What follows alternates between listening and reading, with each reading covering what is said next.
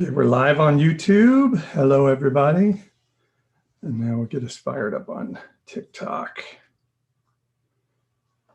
We have a tighter shot here on TikTok. Yeah, there's not much I can do about it. I could back this up a little bit. Like, maybe can I turn it just a little bit? You're going to have to turn it like this. You can't turn it like that. No, I'm not in. I'm going to have to just lean in.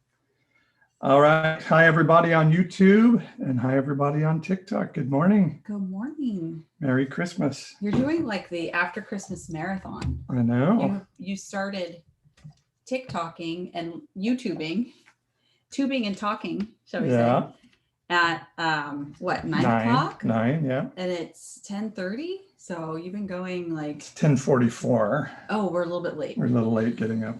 And when we say we... True. I was like, oh my gosh, it's 10 o'clock. I have to like comb my hair and put some lipstick on. Good to see you guys this morning. We always love for you to let us know where you're joining us from. So tell us what town you're in and state. Good morning. And you know what? We're probably reaching some people that it's already afternoon. Yeah, that's true. So the afternoon after Christmas, anxious to check in and get back on live. And those watching on YouTube may think that it's sun streaming in through the window behind me, but that actually is my halo. That is my holy glow this morning. I will attest to that. So Merry Christmas, everybody. So on my Bible chat this morning, I was telling everybody I want to get to 25,000 followers today. Oh my gosh, you were 15 short. Just 15 followers short. Yeah, this morning I was. Yeah, so I'll bet. Let's see where I am now. I'll bet if maybe folks could share this live out, even while we're on, that 5 away. Oh my gosh, 5 more followers, and Paul's going to be at 25. You could be here and experience the moment where Paul gets to 25,000. I remember what you did, like a silly dance for like 2,000 followers. Yeah, remember 2,000 is like, okay, we're going for 3. Yeah. But boy, it's slowed down a lot now. So, I know. Well, we were brainstorming on what you could do to like encourage or celebrate getting to 25,000. My suggestion was like streak down the street. Yeah, that's with waving a Bible, and getting arrested probably is not a good idea. We would definitely get over 25,000. And others have suggested I do one of those, one of the kid TikTok dances, but I don't think anybody really wants to see that. So I was suggesting that maybe I would do some Elvis karaoke. Elvis, you don't want to do Sinatra? Or I could do some Sinatra karaoke. Yeah. Paul does a mean Sinatra karaoke. In fact, what was the song that you sang to me when I Fall in Love, right, by Rick Astley? So Presley, Sinatra, Rick Astley. I don't know if those 3 go in the same, but it was a good song to sing in a romantic moment. Did he actually write and produce? I mean, like, or was that a remake? I have no idea. Anyway, he's the guy that sang "Never Gonna Give You Up, Never Gonna Let You Down, Never Gonna Run Around." So we're having a little bit of a hard time getting focused this morning. Merry Christmas! It is the day after Christmas. I will speak for myself. I totally have a food hangover. I made the most delicious. My favorite, like, just binge food is this chocolate chip cookie. It's just the recipe on the back of the the chocolate chips, but I make it with extra vanilla, and then I just know how to perfectly like bake them so that after they harden a little bit, they're just still so gooey. And so I made chocolate chips with Heath toffee chips in them. And I'm not kidding you, like that in a glass of wine, or that in a glass of milk, or that or Diet Coke. My new Yeti cup of coffee. Yeah. But did you have a cookie this morning? I did. Okay. They're I must have good. eaten they are like addicting. 8 last night after like 10 p.m. Cookies for breakfast. Yes. At like 4 this morning, I was not feeling too good. Do you remember Cookie Crisp cereal? Of course. When it came out, it was like, oh, you get to have cookies for breakfast. Only sinners ate that. So go ahead. Well, I was going to say, I don't mean to you would think that we're like being Oh, sponsored you're doing a by commercial Dutch for Brothers. somebody that doesn't pay us to do a commercial. I know. I'm actually In fact, we pay them a lot I'm of just money. an enthusiast. And so this is like a West Coast chain. I'm curious if Dutch Bros. if people, I mean, I don't know how far their franchises I don't know. I reach, know but they're I'm in curious Oregon. if people in the Midwest or in the East Coast have heard of Dutch Brothers. It's just such a cute little coffee company. Anyway, yeah, they franchise. So the franchises are locally owned. So I feel like I'm supporting. And just so you know, they put crack cocaine, I think, in their drinks. Basically. They must, because our kids are absolute addicts. It's like a kid every single version. day. So it's not just coffee. It's like these, what are they, slushy drinks? Yes, and they are probably poison. So. And our kids they're addicted. So I'm Paul. This is Ashley, and we talk religion and politics, the things you're never supposed to talk at parties. Yeah. I am a licensed minister and was senior pastor of a church that we founded, and I was head of that for 10 years. And yes, we are back again. I got us banned last week from TikTok Live, and we're on YouTube. Cheers to that. But I appealed, and they said, yes, your appeal is accepted, and they put me back on. I didn't realize that you got word back. I did get word back. A week. I found it. I was back on Monday. I got banned on Saturday. I was back on live on Monday. So thank goodness. Thank you for praying. Elizabeth said she prayed for that the whole time. Thank you. And I see that we're getting a question, where are you from and what are you guys doing here? So just to make it really easy, I'll tell you where we're from. If you can see the shirt. Backwards, but it is backwards. It mirrored. says the future is Fresno. And that is, I wear this shirt every day in quarantine or shelter in place. In fact, my husband said months ago, how many times a week are you going to wear that shirt? And I told him I will wear it every day after hours and on weekends because it's my favorite t-shirt. We are from Fresno, California, which is the belly button of the state. And I am former mayor of Fresno, and Paul started and pastored a church here for 10 years. What do we do here? We talk about politics and religion, all the things you're not supposed to talk about. And occasionally the Brady Bunch or something kind of from our cultural life, or Cookie Crisp cereal. Yeah. People are asking why I got banned. Yeah, it was a racy show. Just kidding. So it was either, I've taken it, so I was talking about the biblical passages that talk about homosexuality and explaining why I don't believe those tell us that homosexuals can't go to heaven or can't be in leadership in the church. And so the algorithm of TikTok, and by the way, I've talked to a lot of TikTokers and they're like, yeah, you're on TikTok long enough, you will get banned. So it may be that the algorithm just thought I was saying something hateful about gay people. You were bashing, yeah, but you weren't. You were actually saying the Bible is being used to bash homosexuals, and here's why people are interpreting the Bible wrong when they do that. Right. But the computers don't know. It's nuanced. And algorithms don't do nuance. Yeah, exactly. And I was wearing a t-shirt that she hates, and it kind of has an inflammatory saying on it, and that may have been it too. I don't know. I don't want to bring that up. I'm not going to say it because I don't want to get us banned again. So Paul is on YouTube. He says, Merry Christmas from Paul and Delilah. So Merry Christmas to you guys. Thank you. And I think they're from Orange Cove. Yeah. Yes. So Orange Cove is a really great, very small community, farming community. If you're enjoying like your Christmas orange or anything like that, a mandarin orange, almost anywhere in the world, you probably got it from the Central Valley of California and maybe even from Orange Cove. Orange Cove, yes. Yeah.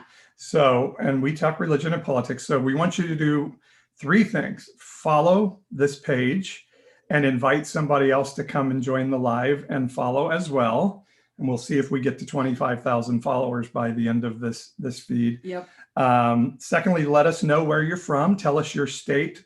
Enter that into the comments. And if you have a question about religion or politics or religious politics, do that. And so we'll get to some of your comments. But before we came on, Pastor Jeremy from Oklahoma, Elizabeth Grace is saying, check out Pastor Jeremy from Oklahoma. Yes, we've already connected, and we're going to Zoom together here in the next week or so. And Pastor Jeremy, he's that pastor that voted for Joe Biden is kind of his TikTok hook. We are forming a coalition. So I thought you were going to say we're forming a cult. No, we don't need any more cults. We have plenty of those these days. We're forming a coalition of people on TikTok who have similar perspectives and backgrounds as to Paul and me, and that are like really anxious to just kind of break out of the religious box that the American Evangelical Church has put around Jesus. And so, yeah, we're yes, religion is a cult. So yeah, so you're So I don't agree with that statement. Okay, fine. But yeah. Hold on, my nose is running. Grab me one too, would you? Mine's There you running go. too. Thank you. So yes, that's what we do. We talk religion and politics because we believe that the American evangelical religion, and to some degree Catholicism in America as well, has gotten so intertwined with Republican politics that we can't tell the difference where one begins and the other ends, and we're speaking against that. So some of you are already putting your questions in, telling us where you're from. We have Oklahoma, we have Pennsylvania, Southern California, Iowa. All right. And some questions coming, and we'll try to get to those questions, but you kind of wanted to hit something that I was talking about in the Bible chat this morning. Yeah. So, so I was one of the people listening to you this morning. Hello. Honolulu. Yes. Hello. In Oregon. Honolulu. Yeah, so I have always, like my whole life, I grew up in the evangelical church. My father was an associate pastor in a very large Southern Baptist church in the South, in Northwest Arkansas. So if anyone is, around that part of the region, hello, that's my homeland. But anyway, I just remember as a kid going all to the Christmas pageants and always hearing this verse. It's out of Isaiah, right? That Isaiah 9. Of his, like, say the words, because Okay. worded kind of. It's the passage you hear at Christmas all the time. It says, to us a child is born, to us a son is given. And it says, and the government will rest upon his shoulders, and Yes. to the increase of that government and of peace, there will be no end. See, okay, so as I remember being like an early grade school kid, maybe kindergarten, first grade, second grade, and I remember in my mind visualizing like this man that I thought of as Jesus, and like the government of the world on his shoulders. And I didn't understand, because it didn't equate to me. It's like, no, the world has all these different governmental structures. This is me as a 6-year-old thinking Right, about this. right. And I don't get it. Like it just did not connect. And so you have started to really focus in on that this Christmas season. And I was asking you, like, can you really unpack that? Like, what is the word government in the original Hebrew? And like, what was the concept that was being expressed there? It's because it's certainly not literal. It's not, right? So.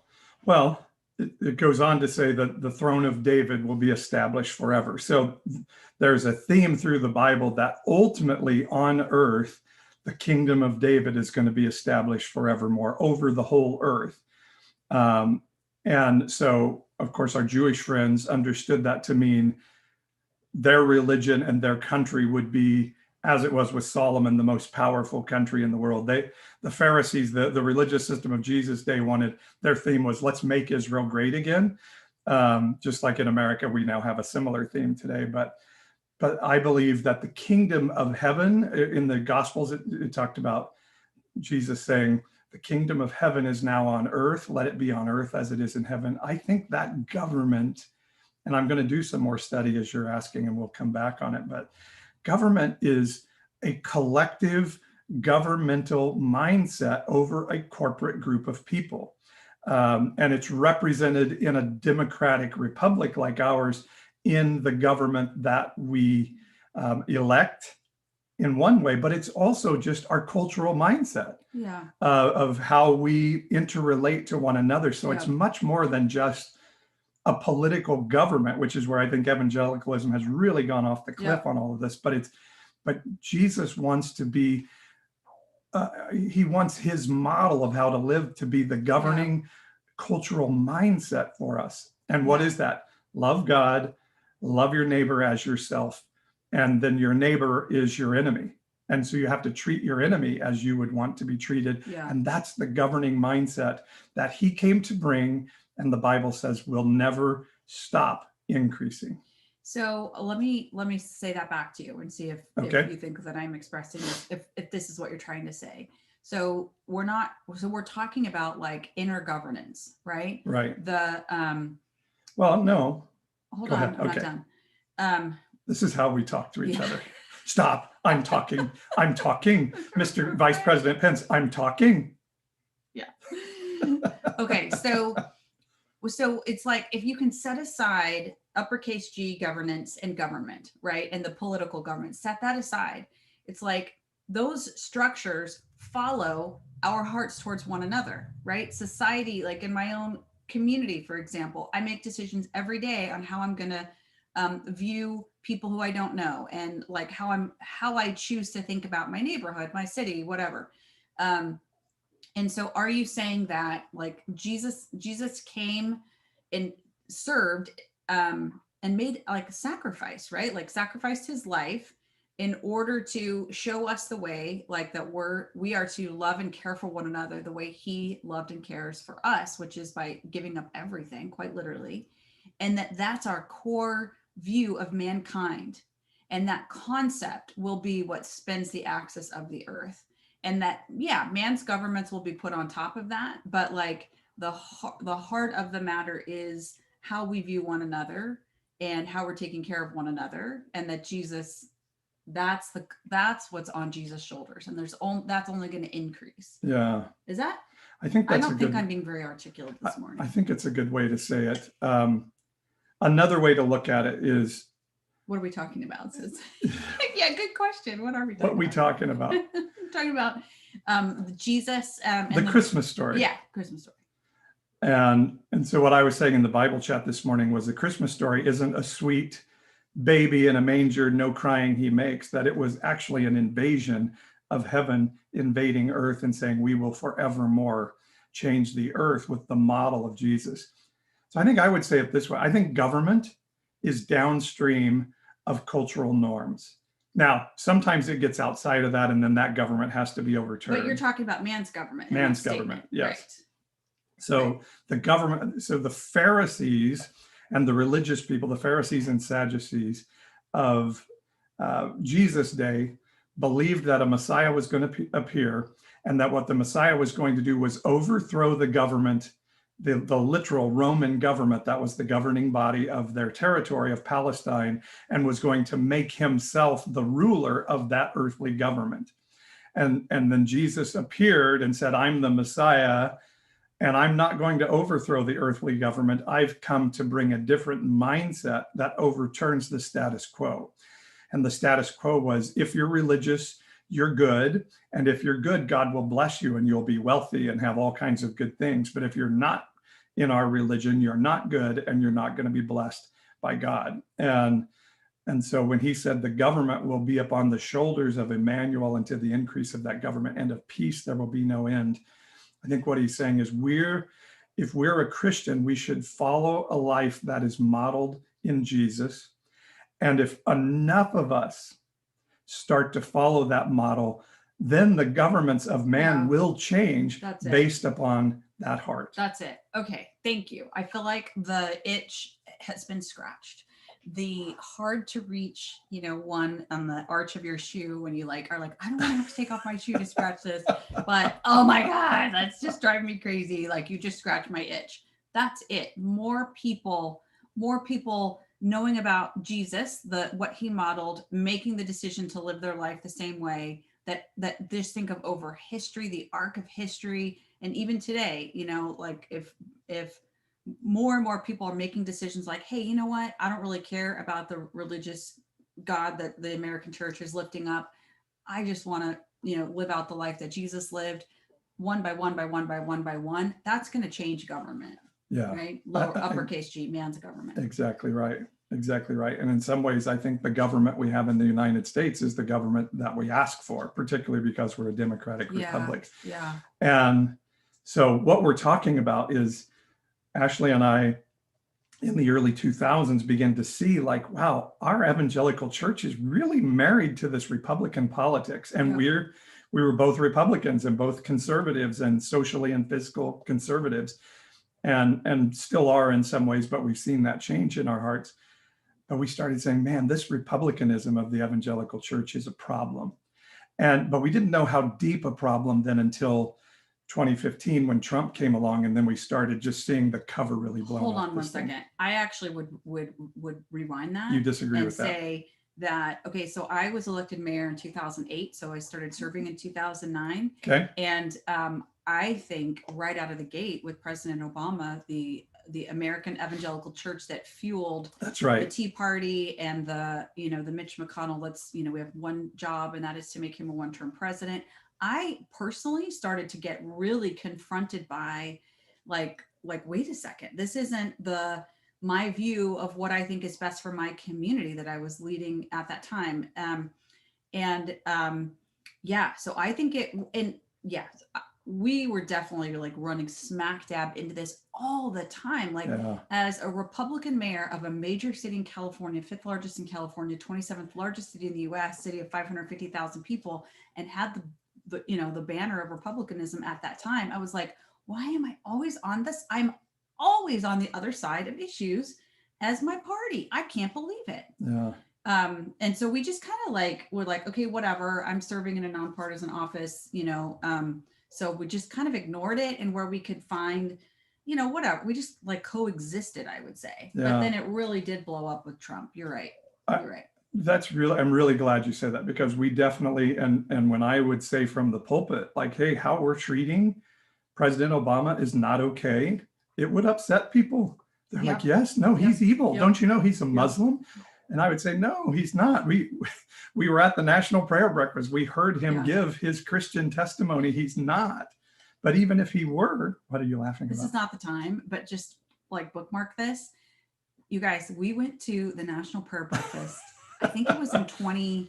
You're going to take us down a side road here, but yes, it's a good one. I know. I think it was 2014. Mm-hmm. And we were seated at the same table with like 8 people right up close front, because we had some friends who were organizing the event. So they gave us good seats. We had Ted Cruz at the table, Rafael Cruz, and I'm not kidding. Who's Ted's dad? Nancy Pelosi. So it was Ashley, Paul, Ted, Rafael, Nancy, and then a judge from somewhere, and then and his wife. 2 other people who didn't speak English, who had come in from other countries. That's right. So Paul and I are sitting at this prayer breakfast, and President Obama is on stage, like expressing his faith, and Rafael Cruz is literally sitting to my left, and then Senator Cruz comes in and sits to his left, and Paul and I are like right at the last. So there's one empty. Okay, now I'm just telling the whole story. Yeah, you are. Go ahead. So we got there really early, and the table starts to fill in, and first Rafael Cruz came and sat down, then ultimately Senator Cruz sat down. There's one empty seat at this table, and about 5 minutes before the event starts, this junior staffer comes over and says, okay, we're going to get to your questions and comments in just a minute, I promise. And so we don't go ahead. Never mind. So this young lady comes over and she says, Speaker Pelosi is going to be joining you. No, she was Leader Pelosi. Leader Pelosi. She was not speaker at that time. Yeah, Leader Pelosi. That's right. Leader Pelosi is running a few minutes late. She's really looking forward to having breakfast with you this morning. She'll be here momentarily. And we were just like, jaw drop. We're like, Nancy Pelosi is going to be sitting at the same table with Ted Cruz and Rafael Cruz. And so, sure enough, here she came and sat down right before the breakfast started. Rafael Cruz, who according to Donald Trump was involved in the Kennedy assassination. Right. The same. One and the same. Yes. Okay, and Ted Cruz, whose wife is ugly according to Donald Trump as well. Sorry, did I say that out loud? So we were talking about how like this whole stuff, we started to get confronted by the wait, what? Republicans are representing Jesus how? And what are we supposed to be thinking? And we started seeing the things that you wanted to do to impact our city. Yeah.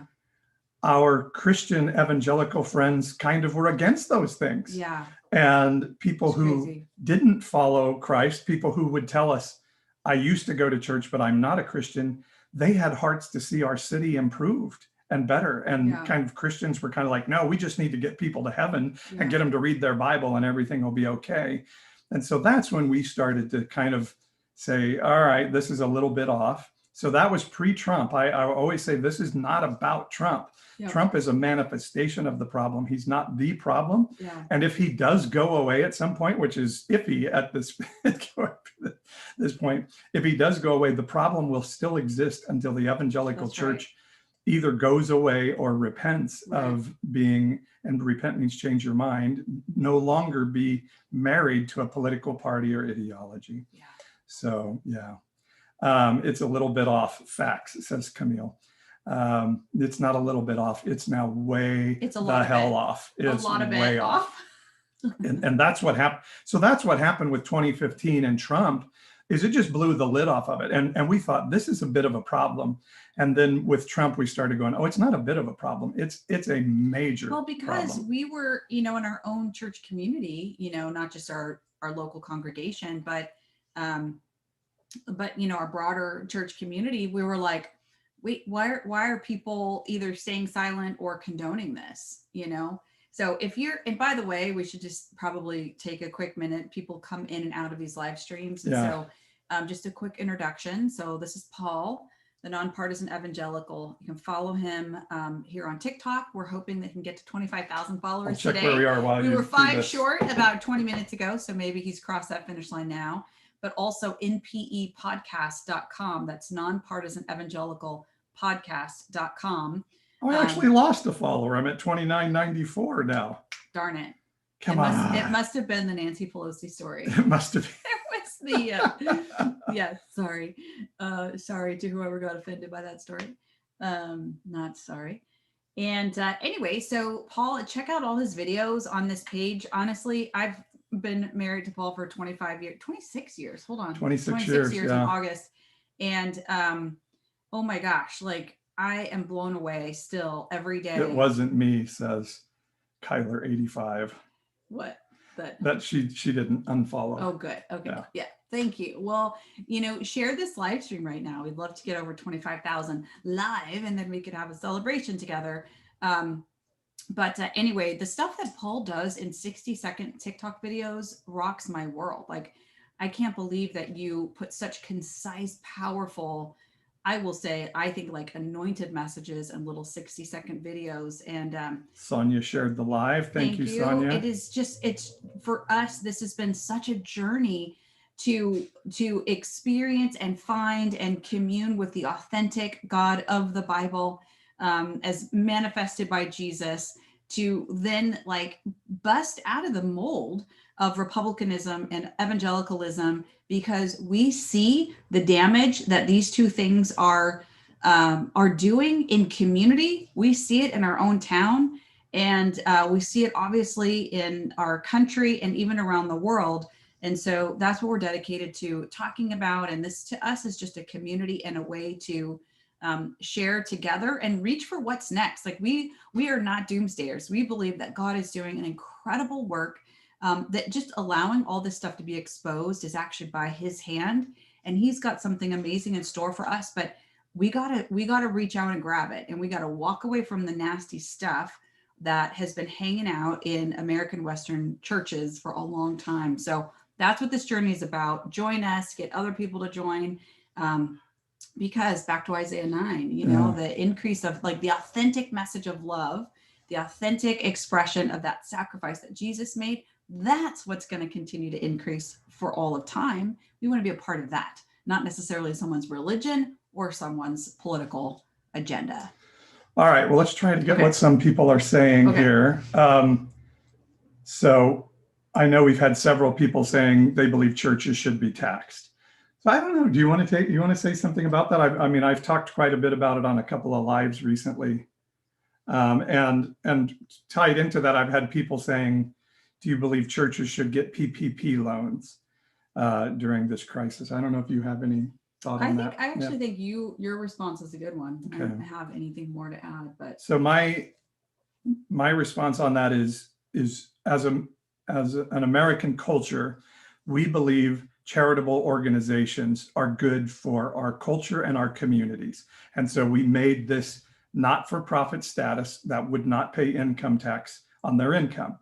So that isn't just churches. That's every not-for-profit charitable organization, Red Cross, Salvation Army, you name it. We Barrios Unidos in our town, or, that help young Latina kids.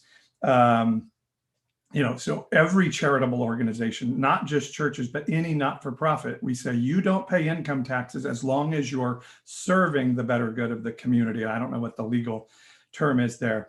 And so churches come under that status.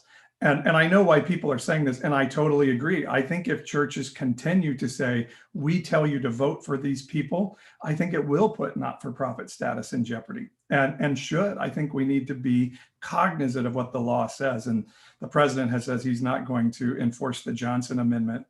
But I think churches should not, and particularly from the pulpit, pastors should not tell you who to vote for. I think that is wrong Totally agree. and a violation of your not-for-profit status. Totally agree. So if you want to be a pastor and you want to be able to tell people how to vote, change your church to for-profit, and you can say anything you want. But yes, you'll have trouble staying in business, I understand. But I don't believe the bad apples. I think we should fix the bad apples and fix the mindset rather than saying we're no longer going to value what not-for-profit entities bring to our community. And as far as PPP loans, churches pay payroll tax. Churches pay Social Security tax. They employ people who go out and spend money at the grocer and at the retail store and other places. And our economy right now, the reason our government is giving these loans out and helping people is so we can keep the economy moving with people buying. And churches employ hundreds of thousands, if not millions of Americans. And if they stop paying their employees and start laying people off, that impacts our economy. So for me, yes, let's fix the problem of churches overstepping what they legally are allowed to do in the political realm, which they are allowed to do some. They are allowed to do advocacy and things like that, but not that be their whole principle. But let's not throw out the baby with the bathwater of the tax exempt status. Yeah. I think the church worships the nonprofit status. Yeah, it does. And that's well said. I, like, as a former government official, I wouldn't be in favor of taking away the tax benefit. I do think what Paul's talking about, like the guidelines are certainly being flouted probably a bit. But I don't think in balance, I do believe that society is benefited. I run a community foundation, for crying out loud. I work in the charitable sector. So I do love and respect and appreciate the charitable sector. But what comes to mind is the story of Falwell and Paul Weyrich actually, covenanting to take out Jimmy Carter because his administration was threatening to take away the nonprofit status of his university because he wouldn't desegregate back in the 70s? Late 70s. Right. So like kind of the beginning of, probably the 50-year wave of political evangelicalism that we are, I think, experiencing the height and the crash of right now. The root of it was this, faith leader being worried that the government was going to tell him that he had to desegregate his university. Yeah. And so that kind of tells you, like, wow, where's this issue in our hearts, And we had this discussion when you were running for statewide office in California in 2014, was it? Or yeah. 13? 14.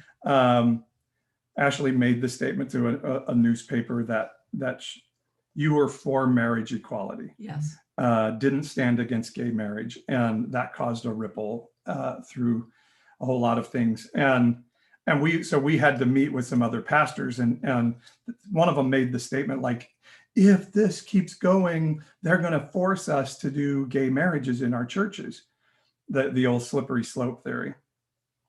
And my statement during that, they'll take away our tax exempt status if we don't do gay marriages. And I said exactly that thing. How important is your tax exempt status to you?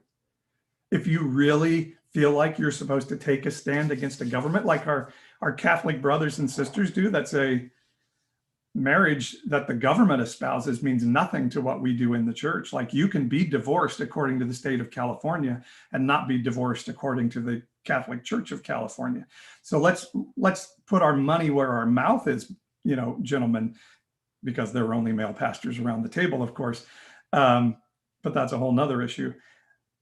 But let's be willing, if we really believe this, let's be willing to lose that tax exempt status to stand for what we believe in. Or have we become so wedded to our tax exempt status that we're not willing to put that at risk? Let me just pause and say, we really have had a lot of crazy experiences. Like, I feel like just going down memory lane, because you brought up that that meeting where we got called on the carpet for, you guys, this is so crazy. So I'm running for state controller in California. So this is the person who makes sure that, the By the way, funds real are, quick, I have people saying I hit 25K. I actually didn't. And it's funny, we're going backwards. because here's what happens, you guys, it rounds up. So what you Yeah. can see, it says It says 25,000, 25K. but when he looks at the back end analytics, it says the exact number. And what is it? 24,993. We are going backwards, you guys. What is going on? Okay, share this live stream and encourage people to follow. Like, this is just bugging us now. I know. we need, Now like, we're seven. dying. We need 7 or 8 to get to 25,001 more followers. Okay, So, now you were going running for state controller, I'm running for state controller, and this is the office that just makes sure that, like, which you would have no influence on gay marriage no, laws. it's a constitutional office, and your job is to make sure that the funds are coming, being taken from the right accounts, and like you're basically running the checkbook of the state of California. Not a small task, of course, but anyway, so but of course you kind of have to go through all of the different questions newspapers ask you, and what about this and what about that, and so I was like, hey, I don't have any interest in in trying to overturn I guess at that point, Prop 8 had been determined to be unconstitutional by the Supreme Court. And there was some question as to whether or not there'd be a legal challenge on that or whatever. Prop 8 was a ban of gay marriage in California that was voted in by the people. And then the courts said it was an unconstitutional law. Yeah. So anyway, I was like, yeah, I mean, I'm for marriage equality. Okay. There was like this mini explosion that happened culturally and religiously in Fresno, where I was mayor at the time. And like there was this rumble, and like we heard from one lady in our church, my brother from Texas heard about your position on gay marriage. What's going on? God said, go and sin no more. So we got called on the carpet by like religious leaders. And I spoke about it in our church, and 2 of our largest giving families got up and walked out in the service. Yeah. So anyway, that is just one little story. Yeah, we've been through a lot, huh? Like all the stuff, that you kind of see playing out, like the culture wars and the what about this, what about that? Like we have lived it, like a lowrider going over a speed bump. We have lived it over the last 20 years. Thanks everybody sharing the live right now. Yeah, Esdras, that's awesome. Sonia Cherie, El Salvador Mundo. Great, thank you guys. Yeah. Megan says, so disappointing that many church, I'm sorry, that's V Flower says, so disappointing that many church leaders don't care about healthcare workers. Yes, I believe churches, I don't totally judge this. I understand what these pastors are trying to do, but I do not think churches ought to be meeting in person. We should be telling the church, this is your chance, go out, be the church. Or don't go out, because right now it's not safe to go out. Model that. I do, like, I would say this, follow what the guidelines are for your community. So for example, when our community, California has this like color coded system, and, we actually improved, this was before the Thanksgiving surge. And, they were saying it's okay to go back to church, but 25% capacity. And we just had a lot of churches that were like, forget that, we're going to, we don't care. We're going to just gather, and we're not going to wear masks, and we're not going to try to limit our seating. And then there were some churches in our community that were like, okay, great. We'll take out 75% of the chairs. We'll make sure families sit together. We'll require masks. That's amazing. And like, maybe you do multiple services with, people who just really are anxious to come together. If you can do it per the guidelines, then I think if that's important to your congregation, you should do it. But I think just like full on violation of what the public health guidelines are for your area, that doesn't seem smart to me. All right, we just have a little bit more time, so give us your questions. Let's go through some of these. The pandemic has shown lack of caring for others by some major evangelical churches, no doubt. True. Is the Constitution anti-God, anti-Christian? I don't think so. No. Is the Constitution, okay, so this is like kind of a deep question for me. Like, to me, a Constitution, different, by the way, like a lot of in the nonprofit sector, there's a lot of collaboration that happens that brings together governmental partners with local nonprofits and different stakeholder groups. And they'll write what they'll call a charter or lowercase c constitution. And it's essentially a way to say, hey, these are the bounds of how we want to work together. Here's how we're going to deal with conflict with one another. It is so deeply democratic and so fundamental to being able to solve problems at the local regional level. So I would say, as I've seen people come together around really complex issues in Central California, for example, it is the most godly thing. I mean, it's like a religious experience for me to see people laying down, like their agenda and being willing to pick up the agenda of other people and trusting that their issues or their concerns are going to be addressed too, but it's out of that sacrifice that they like kind of come together.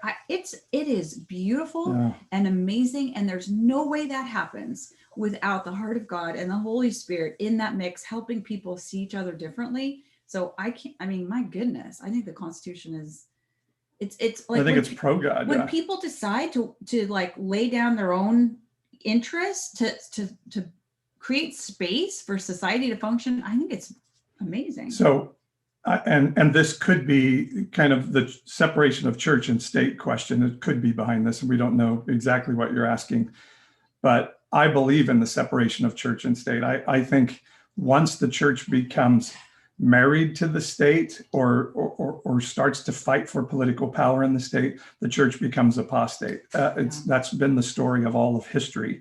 And I think we're seeing it in our time that this groupthink of going for political power for the good end of banning abortion or banning gay marriage or the things that the churches are for has caused us to lose our focus that we're to model the life of Jesus rather than fight for political power. So I think the Constitution should be inherently non-Christian, because if it is Christian, that means we're a Christian nation until somebody else takes power, and then they can put their religion in place. The Constitution was written to say no religion is going to get to be the dominant state-run religion of the country. And I think that's a really good law. Yeah. And it's recognizing what we started off talking about today, Isaiah 9, that the increase of his government shall know no end. It's that inner governance, like the decisions that people are making to love one another as themselves and to live as Jesus did, laying down their lives. I mean, I'm figuratively speaking, laying down your life for someone else. Like that's actually the fabric of community and society. And, like we have to choose that and want that. And that means sometimes like being like, I will tell you, having served as mayor, like there's so many cool things that happen when the dominant culture, which in our community is white Christian evangelicalism, when the dominant culture makes space for other people and other faith traditions, it's really lovely and beautiful and God breathed. And God loves people. Like, understatement of the day, God loves people. He loves their pursuit of faith, and I've seen I've just seen really special things happen when other faiths are given space in the public square, right? Like that's like, to me, that's, as Christians, we ought to be supporting a public square that lifts up all people. And it's exactly what Jesus demonstrated when he sat with the Samaritan woman, when he had lunch with the tax collector. He was like, make room for these people that your religious political systems say aren't worth your time. Keep letting us know where you're joining us from here. So let me tell you this.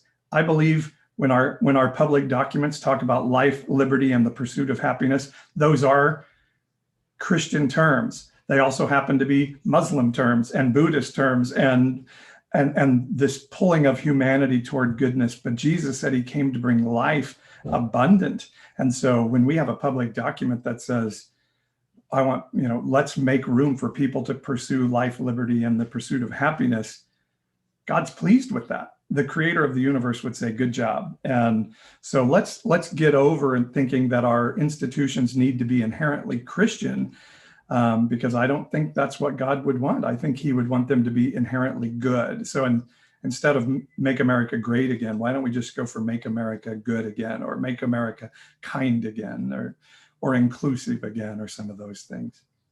I've always voted Republican until Trump. I doubt I'll ever go back. Love your intelligent TikToks. Thank you, GMA knows, Grandma knows, I guess that is. It's pro-freedom to believe what you want, not a Christian or anti-Christian thing. Okay, good luck changing the hearts and minds of evangelicals. You have a great task ahead of you from the top down. I actually believe there may be a time where like scales fall from the eyes of a mass community and they're just like, oh my God, what did we do?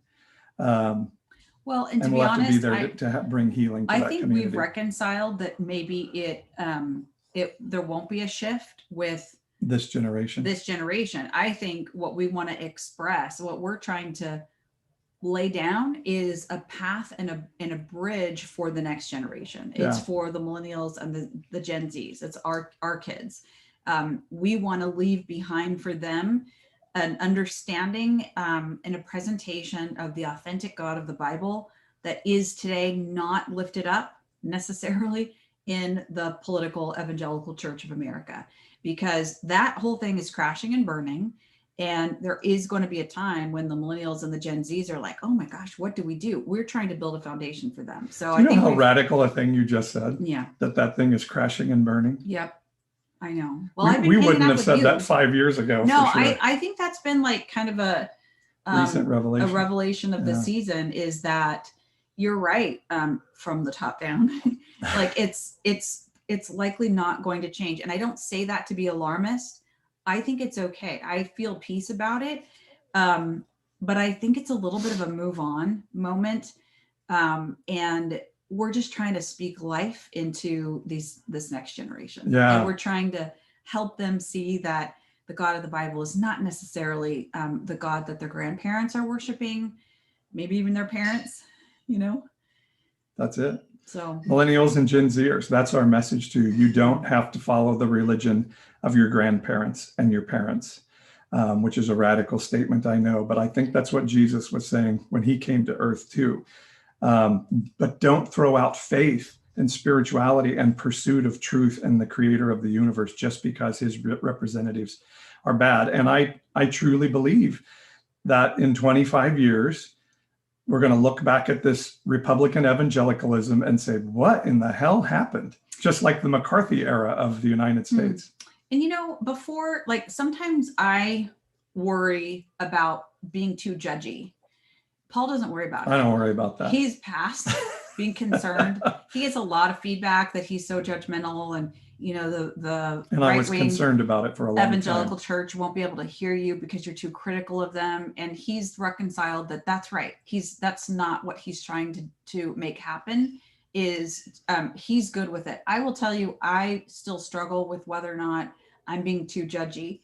And here's what I think: 25 years from now, this is my prayer, my hope, is that we've made it through a season of history where the true God of the Bible is actually more facets of this glorious, beautiful, powerful God become real. And it's because we see the contrast with the God that's being represented by the evangelical political church. And we all are just like, no way, that's not the God of the Bible. And so that there's this sort of corporate turning to the authentic God, the authentic freedom that's expressed in the Bible. And 25 years from now, we're in a much better place. And we're all like, hey, you know what?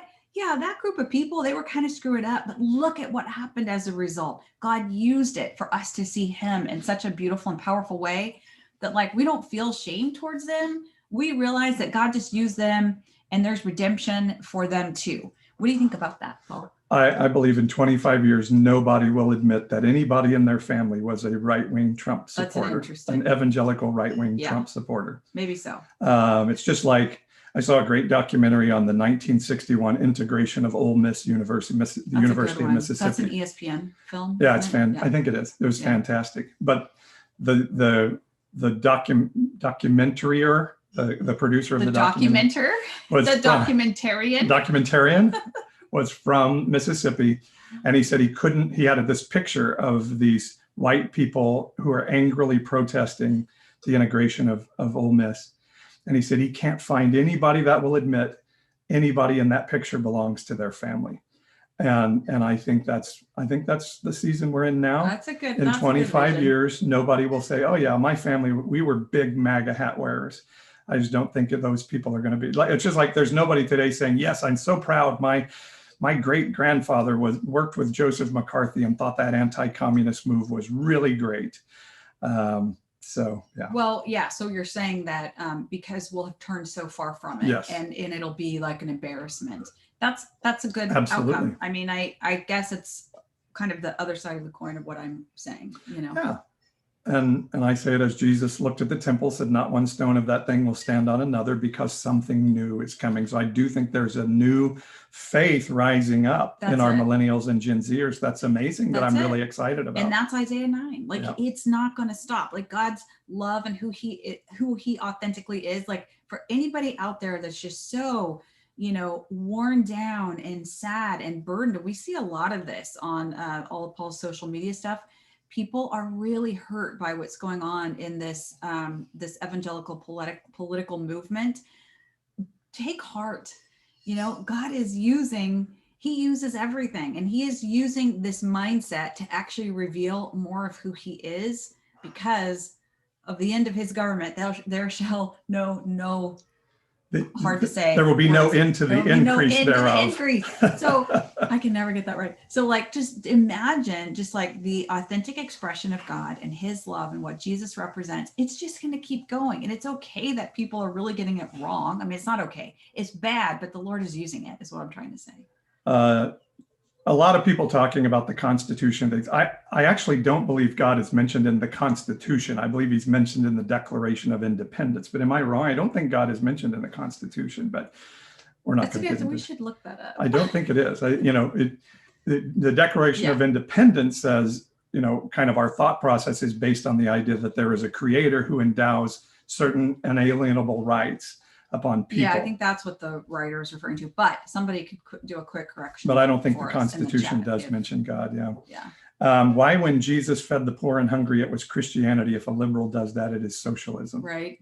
Thank you, Tony. I did a TikTok video this last week on a seditious, horrible socialistic film that lifts up the liberal caring guy and puts down the tax-paying banker, and we should just get rid of this. And it was made in America. Can you believe it? And the name of that movie is It's a Wonderful Life. It's a horrible socialistic film. Don't let your kids watch it unless you want them to be influenced to be kind and caring about other people.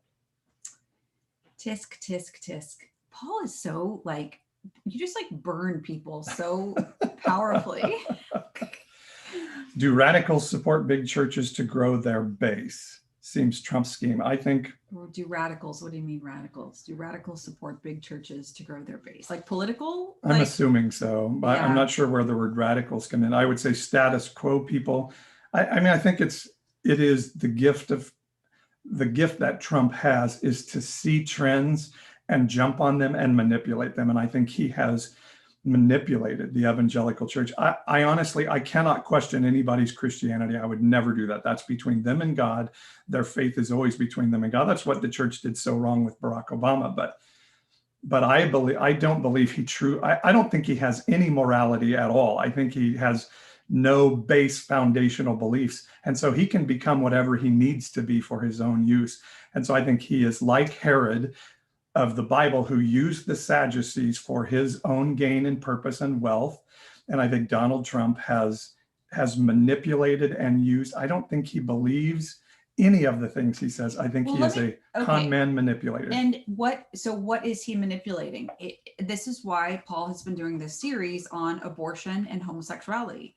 Okay, so if you go look at his page and just follow, look at these different videos he's done, it's not every day that you wake up and you're like, oh, you know what I want to do today? I want to really focus on the issue of abortion in the Bible and its effect on society. But Paul does. He wakes up thinking, what is undergirding these, what is anchoring the political church's commitment to Trump? And it is these two issues, abortion and homosexuality. So that's why he's dug so deep on that. Go watch the videos and you'll Trump is just literally manipulate, people believe that at all costs, you should install people in governmental positions who are anti-abortion.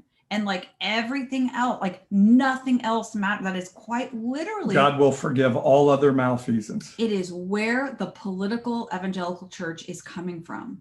That everything, nothing else matters. And so that's why you really dug deep on that issue. And, it's it's a little tough thing to get through, but people should check that out. Well, you mentioned Jerry Falwell and Paul Weyrich in the late 70s. They made a very specific determination to use Yep. abortion Yep. as a manipulation tool to get Christians to vote Republican. It was a very determined, cynical Yes, it was. decision to use some people, what is a real moral issue to some people, and use it as a political manipulation tool, And it was a cover up for the real issue, which was racism. which was systemic racism, Yeah. and not wanting the federal government to require that Black people be allowed admission into Falwell's University. Ashley and Paul for U.S. Senate. Well, one of the California Senate seats has been filled by Alex Padilla, And it wasn't by us. and it wasn't one of us. Surprisingly. And we believe there will be another Senate seat in California open soon when Senator Feinstein, She'll who has served a retire. long amazing, time. Amazing leader. Yeah. I'm grateful for her. I doubt either of us are going to be Not appointed to gonna that be, seat not either. going to be picked. No. Nope. How do I share this live stream? I don't know. You'll have to figure that one out. It says press the arrow at the bottom right. Okay. How do you feel about Sean Foyt? Honestly, I hate to give Sean Foyt any I have publicity no at idea all. who that is. Does that mean I've been living under a rock? Who is he? So he's a worship leader Okay. from, some of you know, like our stream of Christianity is affiliated with some big churches, and one is Bethel Church out of Redding, California. Now, the Redding Church says Sean Foyt is not, he's not on their staff, but he certainly came out of their lineage and tradition. And he's doing worship services across the country as, let me say this, he's doing anti-masking rallies couched as worship services. Did he come to Fresno? He did. Okay, I've heard you They talk about baptized people in the fountain at the City Hall fountain. Which, by the way, that fountain, we worked our fannies off to make that fountain work again. After we went through near bankruptcy and a drought, we turned the fountain off, saved all this money to try to get it back on as a symbol of our city making a comeback. And now he was using it to baptize people. So Sean Foyt ran for Congress in the district. So this up in is a Bethel. very regional, if you're listening from some other part of the country, this would not be meaningful. He's made national news. Oh, okay. He's been on Fox, Okay. of course, which now I think really right-wing radicals don't love Fox anymore, right? They're now moving to some other nutball channels because Fox is not nutball enough anymore. But and so he is another Christian that became radicalized in his right-wing Christianity, as unfortunately many of our friends out of Bethel have. And so that's what I think about Sean Foyt. I hate to even give oxygen to that, but so Sean Foyt, and then Kirk Cameron over the weekend did caroling services. And again, these are just anti-masking rallies that they're putting nice Christian terms on. I think God is not upset if you stay at home and make sure you're taking care of people. And when we have 3,000 Americans a day, we have a 9/11 happening every day because of COVID. I think God is okay if you say that matters to me and I really don't want people to die. And I don't need to go caroling, and I don't need to have a musical worship service.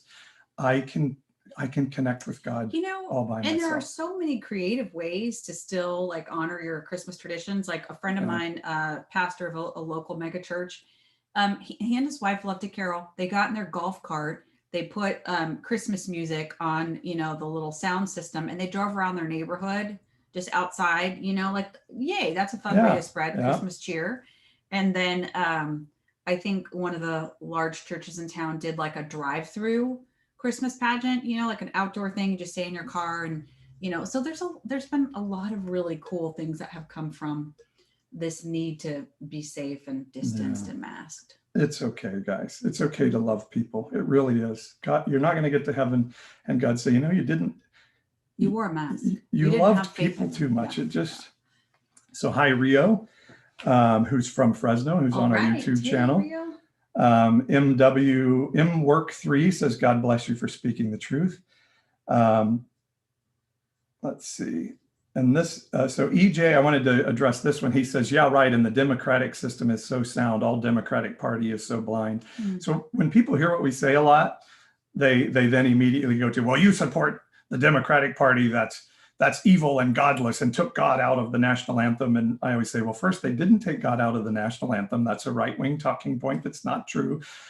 They did exclude God once from what is it, the Pledge of Allegiance, which that wasn't in there until the 50s, by the way. But we're not supporting the Democratic Party. We're not like, hey, let's all jump out of the Republican right-wing religion and into the Democratic side.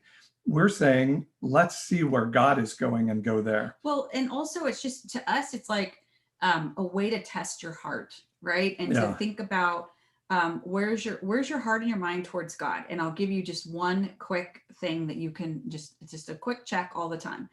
Are you ever at the point where you can't pray for someone in an opposite political party? And when you, and I don't mean like, oh no, I can pray. Oh God, judge them, let the fire fall from heaven and ruin their career and stop them in their tracks. And in fact, if you wanted to kill them, that would be okay. I don't mean that. I mean, can you pray God's heart for a person in... By the way, those aren't prayers, that's witchcraft. But anyway, go. Yeah, the Bible says don't do it. I was doing my own little emoji thing. Anyways, like, can you say like, oh God, give me your heart for Speaker Pelosi, give me your heart for this I had a conversation with the local Republican leader in Fresno County back when I was running in the first time in 2008.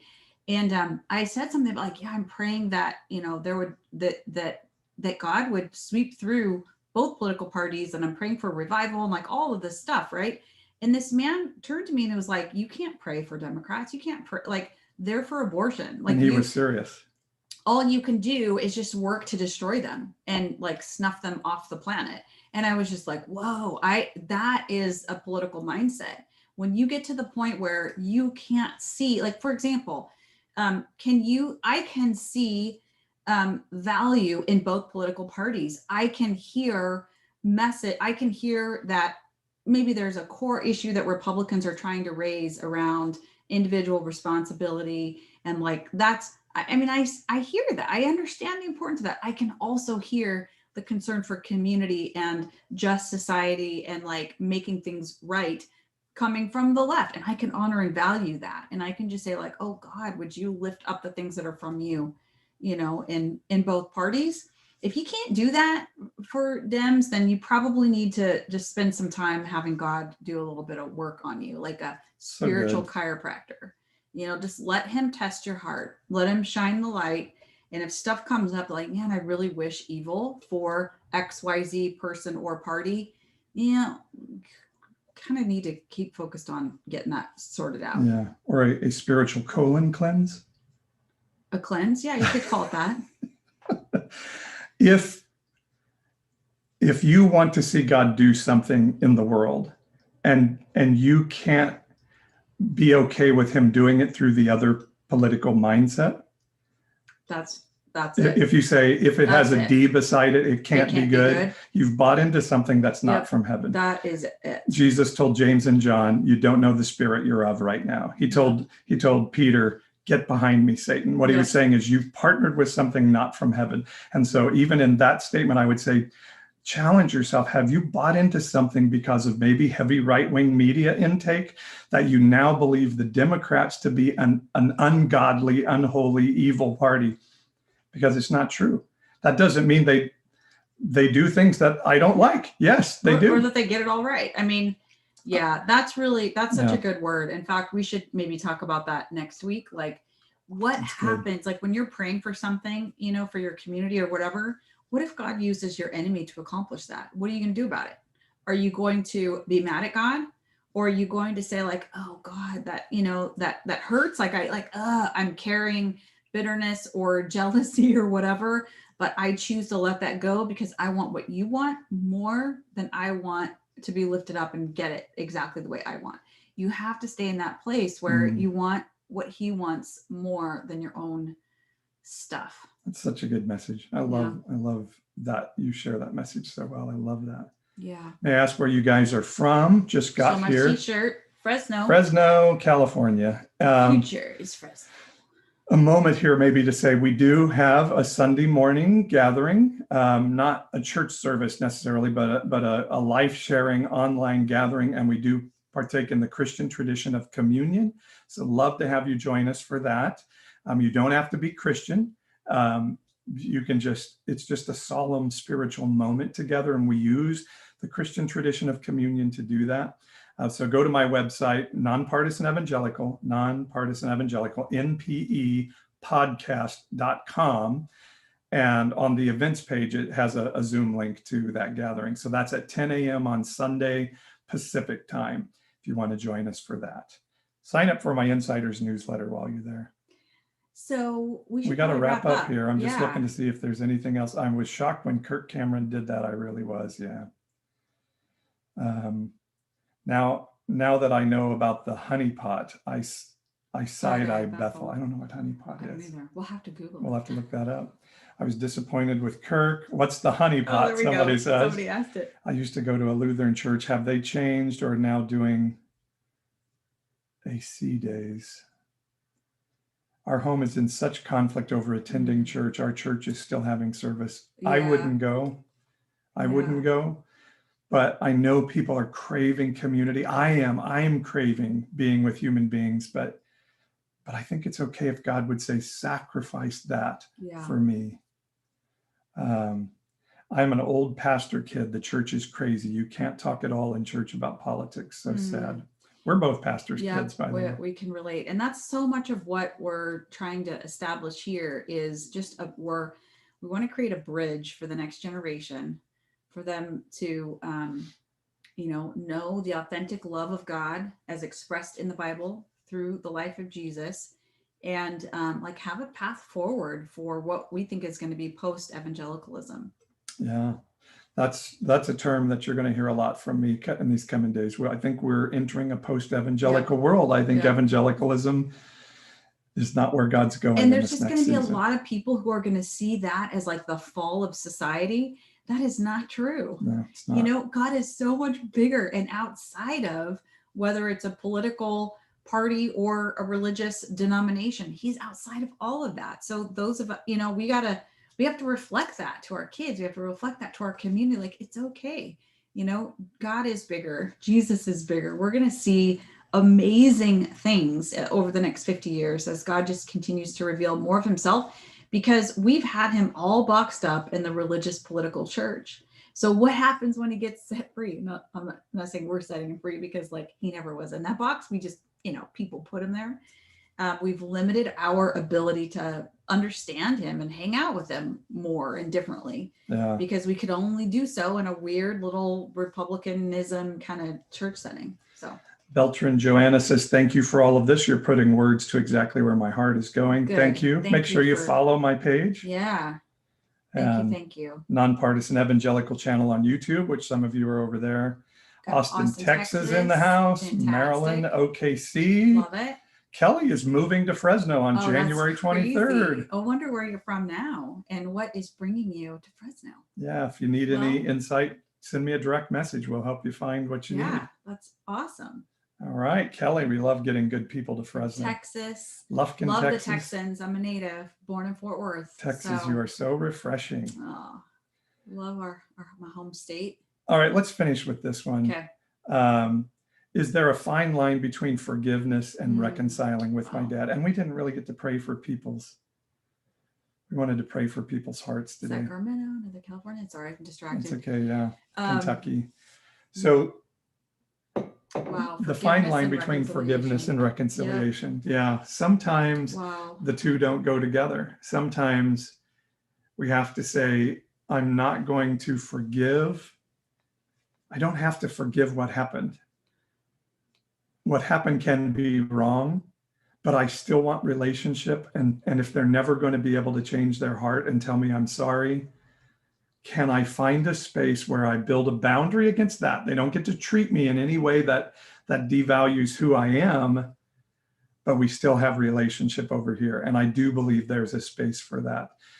Because I can tell you this, and not to curse a generation, but boomers have a very difficult time coming to a reckoning of what they've done and the damage that they've done, because they see admitting that they damaged you as admitting that they're bad. That's a lot of shame. And no human being wants to say I'm bad. Yeah. So sometimes we have to say, I get it. You can't say that you're bad and go into shame. So I'm just going to love you where we are. Now, you don't get to abuse me anymore. Absolutely not. You do not allow that abuse to happen anymore. I would never send the victim back to their abuser and say, allow them to do that. I think the hard thing is, I'm obviously not sure what the circumstances are just from the quick note, but the hard thing is, I have found like people from family relationships, it's like they're saying, hey, I'll do a relationship with you, but you have to acknowledge that I didn't do anything wrong to you. That's the sticking point. Like if you're, if your dad's like, no, let's just move forward, let's act like that didn't happen, that can be really, really, really hard, if not impossible, to then nurture a relationship, because it's not honest. If there's no space for your dad to be able to say like, wow, you were injured in that, how do you even do relationship? It's just like turning a blind eye. Yeah. And I coach a lot of people in this idea that you can say, I'm going to have grace for my parents. They did the best they could with what they had to work with, and what they did hurt me. Those both can be true at the same time, because some people are like, it has to be one or the other. So I'm either going to hold on to this justice and never forgive them, or I'm going to forgive them and internalize the need for justice. No, both can be true at the same time.